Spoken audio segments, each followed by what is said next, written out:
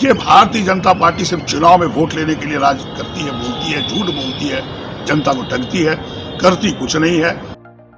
लोग चर्चा करते हैं टी शर्ट पहन के घूम रहे हैं। अरे यार, टी शर्ट तो गरीब लोग पहनते हैं, उसके बारे में चर्चा तो नहीं करते हो। आज गैस का सिलेंडर का दाम क्या है? 1100 रुपये है। डीजल पेट्रोल 100 रुपये से ऊपर जाए। नरेंद्र मोदी जी ने क्या कहा था? प्रत्येक वर्ष 2 करोड़ युवकों को रोजगार देंगे। 8 वर्ष बीत गए, 16 करोड़ को रोजगार मिलना चाहिए। कांग्रेस की सरकार बनेगी सभी गरीब भाई बहनों को, सभी बच्चों को शिक्षित करके नौकरी देने का। बोला काला धन में भी लाऊंगा विदेशों से और 15-15 लाख रुपया देंगे। क्या किसी को 1 रुपया मिला? जीएसटी हो 28% तक जीएसटी हो, ये तरीका है।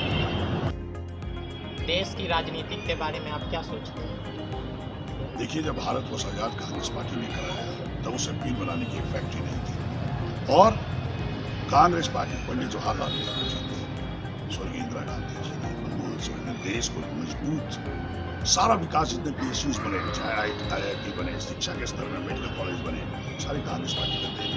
और 2014 से भारतीय जनता पार्टी आदरणीय मोदी जी बने, देश को लोकतंत्र की हत्या कर रहे हैं, संविधान तोड़ने की बात कर रहे हैं। जो पीएसयूज बनाए गए वो सारे बड़े बड़े उद्योगपतियों के हाथ बेचने का काम कर रहे हैं, नफरत की राजनीति कर रहे हैं। महंगाई देखिए आकाश छू रहा है। जब आदरणीय मनमोहन सिंह जी प्रधानमंत्री थे तो आदरणीय नरेंद्र मोदी जी बोलते थे भाषणों में कि आज के जो प्रधानमंत्री मनमोहन सिंह जी है उनको महंगाई का मौ शब्द नहीं आता है। डीजल पेट्रोल का कीमत देखिए आकाश छू रहा है। एक मंत्री थी उनकी, जो कि गैस सिलेंडर जब 400 रुपए का थे तो माथा पहले की घूमती थी कि देखो महंगाई कहाँ है। आज गैस का सिलेंडर का दाम क्या है? 1100 रुपये है। डीजल पेट्रोल 100 रुपये से ऊपर जाए तो आज गरीब लोग परेशान हैं। जब हम लोग भारत जोड़ो यात्रा में घूम रहे हैं तो सब लोग कहते हैं आगे भाई बहन माता है भाई लोग साहब महंगाई बहुत है, कुछ करिए। तो ये भारत जोड़ो में जो नफरत की राजनीति है वो बहुत फैला है। महंगाई बढ़ी है, बेरोजगारी बढ़ी है। युवकों को आपको याद होगा कि 2014 में आदरणीय नरेंद्र मोदी जी ने क्या कहा था? प्रत्येक वर्ष 2 करोड़ युवकों को रोजगार देंगे। आप बताइए कि एक भी क्या रोजगार मिला लोगों को? 8 वर्ष बीत गए, 16 करोड़ को रोजगार मिलना चाहिए, वो नहीं मिला। तो बिल्कुल यही स्थिति है। देश में नफरत की राजनीति हो रही है, कोई काम नहीं हो रहा। देश के भविष्य के बारे में आपका क्या विचार है? देश का भविष्य तभी मजबूत रहेगा जबकि यहाँ युवकों को रोजगार मिलेगा, नफरत की राजनीति खत्म होगी जो पहले हुआ करता था। आप देखिए, सभी हिंदू हो, मुसलमान हो, क्रिश्चियन हो, सिख हो, ईसाई हो, सभी लोग एक धर्म के साथ चलते थे। आज क्या हो रहा है? देश का विकास तभी होगा, देश के बल तभी आगे बढ़ेगा जबकि हम लोग सबको मिलजुल के आगे बढ़ाने का काम करेंगे और नफरत की राजनीति पर खत्म करेंगे। आपको क्या लगता है लोकतंत्र की दृष्टि से हमारा भारत देश कहाँ खड़ा है? लोकतंत्र के हिसाब से भारतवर्ष बहुत मजबूत था, अभी भी है, लेकिन भारतीय जनता पार्टी के लोग इसको तोड़ने का प्रयास कर रहे हैं नफरत फैलाकर। यह हम कांग्रेस पार्टी होने नहीं देंगे। इसीलिए भारत जोड़ो यात्रा है, सब लोग को जोड़ के चलेंगे और देश विश्व में सबसे आगे रहेगा। क्या हमारा देश भारत विश्व को नई दिशा दे सकता है? भारत हमेशा विश्व को नई दिशा दिया और आज भी देगा। लेकिन यह जो देश के अंदर जो नफरत की राजनीति हो रही है, जो महंगाई चरम सीमा पर है, लोग परेशान है, बेरोजगारी बढ़ रहा है, निश्चित तौर पर चिंता का विषय है। ऐसे भारतवर्ष के लोग, जनता, भाई बहन सब लोग मजबूत हैं और विश्व में दिशा देने की ताकत रखते हैं। क्या हमारे देश में लोकतंत्र सही स्वरूप में कार्य कर रही है? बिल्कुल नहीं कर रही है। तो मैं कहा, अभी भी कहा, लोकतंत्र की हत्या करना चाहते हैं। लोकतंत्र का मतलब क्या है? चाहे वो गरीब हो, अमीर हो, किसी भी जाति के लोग हों, किसी समुदाय, सबको एक साथ लेके चलें और खास करके किसानों को, जो किसान प्रधान देश है, उनके बारे में सोचें। उनकी जो लागत है उसको पैसा मिलना चाहिए। जो खाद ब्लैक मार्केटिंग में खरीद रहे हैं उनकी लागत ऊपर नहीं हो पा रही है। उन चीज़ों को देखना पड़ेगा, तभी सही में आप समझ सकते हैं कि ये देश सही है। देश की 3 मूलभूत समस्याएं आपकी दृष्टि से क्या है? ये तो भारत जोड़ो यात्रा को साफ बता दिया और आप भी जानते हैं, आप भी जूझ रहे होंगे। महंगाई, कोई इनकम नहीं बढ़ा लोगों का, उल्टा महंगाई से उनकी कमाई खत्म हो रही है। महंगाई सबसे बड़ा मुद्दा। जो माँ बाप बच्चे बच्चियों को शिक्षित करके आगे बढ़ाते हैं उनको रोजगार में नौकरियां मिलेगी, रोजगार मिलेगा, वह नहीं मिल पा रहा है। तो दूसरा समस्या ये हुआ कि स्थिति बेरोजगारी।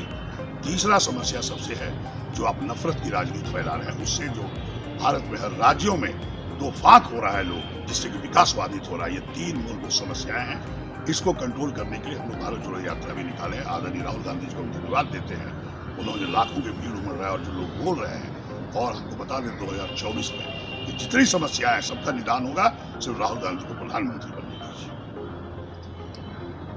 स्टार्टिंग में जब गैस पर सब्सिडी दे रही थी सरकार, उस समय तेज़ी से बोला जा रहा था कि फ्यूचर में गैस सभी गरीब को अवेलेबल कराया जाएगा और फ्री मिलेगा, बट ऐसा कुछ नहीं हुआ और आगे चल के रेट बढ़ा दिया गया। इसके पीछे का क्या सोच रहा होगा सरकार? सिर्फ आप गैस की बात ही करें, पेट्रोल डीजल में भी कहा गया था कि सस्ते होंगे, और गैस के बारे में कहा गया था गरीबों को मुफ्त दिया जाएगा। क्या मिल रहा है क्या? देखिए, भारतीय जनता पार्टी सिर्फ चुनाव में वोट लेने के लिए राज करती है, बोलती है, झूठ बोलती है, जनता को ठगती है, करती कुछ नहीं है। न तो कहीं गैस फ्री में मिला, न गैस की कीमत घटा उल्टे बढ़ा दी गई। सब जनता देख रही है और मुझे पूर्ण विश्वास है देश की जनता पे 2024 में आदरणीय प्रधानमंत्री और भारतीय जनता पार्टी को गद्दी से उखाड़ फेंकेगी और कांग्रेस सरकार बनेगी। देश में जो भ्रष्टाचार बढ़ते जा रहा है उसे खत्म करने के लिए कांग्रेस पार्टी क्या कदम उठाएगी जीतने के बाद? देखिए, आपको राजीव गांधी का याद होगा, उन्होंने प्रधानमंत्री ने कहा था कि हम लोग जो पैसा बेचते हैं बीच में बिचौलिया खा जाते हैं। कांग्रेस पार्टी उस पर लगी हुई थी, कंट्रोल की थी। आज वो कंट्रोल खत्म होते जा रहा है, लेकिन निश्चित तौर पर आपको बता दें, कांग्रेस पार्टी जब सत्ता में आएगी 2024 में, और आदरणीय राहुल गांधी बहुत ईमानदार व्यक्ति, आप देख रहे हैं, लोग चर्चा करते हैं टी शर्ट पहन के घूम रहे हैं। अरे यार, टी शर्ट तो गरीब लोग पहनते हैं, उसके बारे में चर्चा तो नहीं करते हो। जिनको की कपड़े नहीं है, गर्म कपड़े नहीं है, उनकी क्या चिंता कर रहे हो आप? तो ये बातें हो रही है। निश्चित तौर पर आपको बता दें, कांग्रेस की सरकार बनेगी, सभी गरीब भाई बहनों को, सभी बच्चों को शिक्षित करके नौकरी देने की, महंगाई रोकने का निश्चित तौर पर कार्रवाई करेगा। हम लोग तो पहले कांग्रेस सरकार में सब्सिडी भी देते थे तेल कंपनियों को, चाहे गैस का हो, चाहे तेल के लिए डीजल पेट्रोल का हो। फिर से हम लोग लागू करेंगे और आपको बता दें, भारतवर्ष फिर से विश्व नंबर 1 देश बन के रहेगा। मोदी सरकार ने जो जीएसटी योजना लाया, उसके ऊपर क्या विचार है आपका? बिल्कुल गलत लाया। आप जीएसटी, दूध 1-2 लीटर खरीदने जाइए, उस पर आपको जीएसटी लगा। छोटे बेरोजगार करने वाले पर जीएसटी लगा दिया आपने। वो लोग तो मान लीजिए कुछ खरीदा, कुछ बेचा, बेचारा पेट पाल रहा है। तो ये जीएसटी का उनका गलत था। ये बड़े उद्योगपतियों के लिए फायदेमंद है, चाहे वो नोटबंदी हो, ये बड़े उद्योगपतियों के लिए था। बोलिए कि बोला काला धन में भी लाऊंगा विदेशों से और 15-15 लाख रुपया देंगे, क्या किसी को 1 रुपया मिला? ये सब खाली वो चुनाव में वोट लेने की राजनीति करते हैं, ठगते हैं जनता को। जनता अब सब समझ चुकी है। अब वो जीएसटी हो, 28% तक जीएसटी हो, ये तरीका है, कहाँ से देगा लोग? तो सवाल ये है कि ये सब जनता देख रही है। 2024 में उनको गद्दी से उखाड़ देगी। बीजेपी पार्टी अपने आप को किसान का सरकार बताता है, क्या कितना हद तक आपके हिसाब से ये सही है? आप बताइए, आप हमसे पूछ रहे हैं, आप बताइए किसानों के उन्होंने क्या किया? जब किसान आंदोलन कर रहे थे दिल्ली बॉर्डर पर, उन्होंने 3 काला कानून लाया था, उसके खिलाफ में आंदोलन चल रहा था। वो बोलते थे नहीं, वापस नहीं लेंगे, फायदेमंद है। वो बड़े उद्योगपतियों के लिए कर रहे थे। तो बाद में उनको जब किसान डटे रह गए तो उनको वापस लेना पड़ा। उसमें आदरणीय राहुल गांधी ने सपोर्ट भी किया किसान भाइयों को। इसलिए किसानों के लिए कोई काम नहीं कर रहे हैं। किसान उद्योगपतियों के हाथ भी किसानों को बेचना चाहते थे, अब उन्होंने काला कानून को वापस लेना पड़ा है। इसलिए किसान के लिए कांग्रेस पार्टी हित में काम करेगी। देश में बढ़ रही धार्मिक कट्टरता के ऊपर आपका क्या विचार है? हम लोग सभी हिंदू, मुसलमान, सिख, ईसाई, क्रिश्चियन, जितने भी जात के लोग हैं, गरीब अमीर, सबको एकजुट लेके पहले भी चले हैं और आगे भी चलेंगे, और एकजुट रह के ही देश आगे बढ़ सकता है।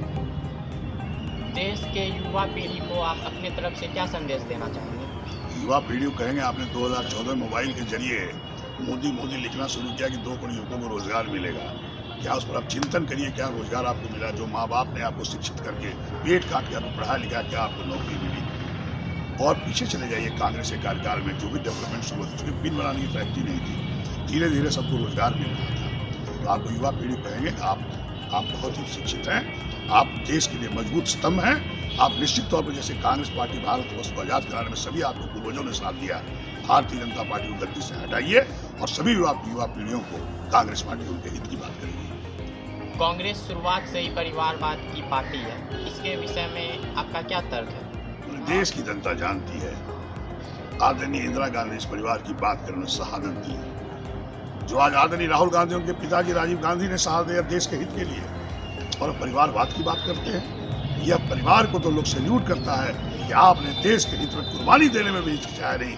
इसलिए परिवारवाद की बात छोड़िए, जो देश के हित में काम करे उसको सरकार में लाइए, और मुझे पूर्ण उम्मीद है देश की जनता राहुल गांधी को प्रधानमंत्री के पद बनाएगी। आपने भागलपुर से शानदार लगातार 3 बार जीत दर्ज किया कांग्रेस की तरफ से, तो इतना करने के बाद आपके नज़र में भागलपुर कहाँ तक विकसित हुआ?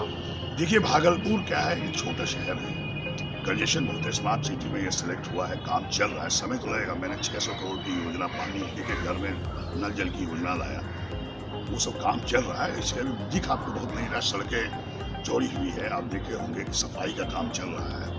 गड़बड़ियां हैं क्योंकि नगर निगम के माध्यम से काम होता है, लेकिन आपको बता दें जब भोलानाथ पुल टेंडर हो चुका, क्योंकि हम जब से पैदा लिए तब से इसका शुरू बन रहा है। विक्रमशिला सेतु जो बना उसका 4 लेन का टेंडर हो गया, वो भी काम शुरू होगा। बाईपास जो कि मुंगेर से ये जाम रहता है, तो मुंगेर से लेके जो मेजा चौक तक वो बन रहा है। सड़क सारे काम हो रहे हैं, लेकिन आपको 1-2 वर्षों में ये सारे काम दिख रहे हैं। आप अगले चुनाव में एमएलए पद के लिए दोबारा खड़े होंगे या नहीं? ये तो पार्टी तय करती है कहाँ चुनाव लड़ना नहीं लड़ना है। नहीं, कांग्रेस पार्टी के आदरणीय अध्यक्ष मल्लिकार्जुन खड़गे साहब लेंगे, आदरणीय राहुल गांधी जी लेंगे, और गठबंधन की राजनीति हो रही है, वे गठबंधन में है। ये तय वो आला कमान ऊपर से तय होगा कि भागलपुर सीट से कांग्रेस लड़ेगी और हमें उम्मीदवार बनाएगा, तो मुझे लड़ने में कोई दिक्कत नहीं है। लेकिन ये फैसला ऊपर लिया जाएगा, हम नहीं ले सकते। अगर पार्टी चाहेगा तो करेंगे। आपके दृष्टिकोण से 2024 में प्रधानमंत्री के लिए सर्वश्रेष्ठ नेता कौन है? ऐसे मेरा मानना है कि आदरणीय राहुल गांधी से बढ़िया प्रधानमंत्री देश के हित में, विकास के हित में, युवकों के हित में, महंगाई को रोकने के लिए, बेरोजगारी खत्म करने, उससे बढ़िया प्रधानमंत्री अभी कोई हमारे नजर में नहीं है। तो देखा आप सभी ने, डाउन टू अर्थ रहते हैं हमारे अजीत शर्मा सर। मेरा मानना है कि जो नेता शिक्षित होता है वो देश को ज़्यादा अच्छे से चला सकता है, जिसका एक उदाहरण हमारे अजीत शर्मा सर है, जो कि लगातार 3 बार भागलपुर के विधायक रह चुके हैं। मैं इससे पहले भी 8th क्लास में आया था, इन्होंने उतना ही सम्मान दिया एज ए स्टूडेंट मुझे, जितना कि बड़ों को देते हैं।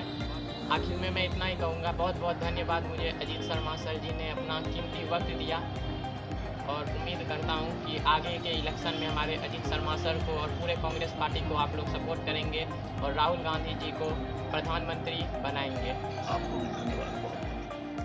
अगर आप सभी को यह वीडियो अच्छा लगा तो वीडियो को लाइक करें, दोस्तों के साथ शेयर करें, चैनल को सब्सक्राइब कर बेल नोटिफिकेशन पर क्लिक करें ताकि अगला इंटरव्यू मिस ना हो और आने वाला वीडियो सबसे पहले आप तक पहुँचे।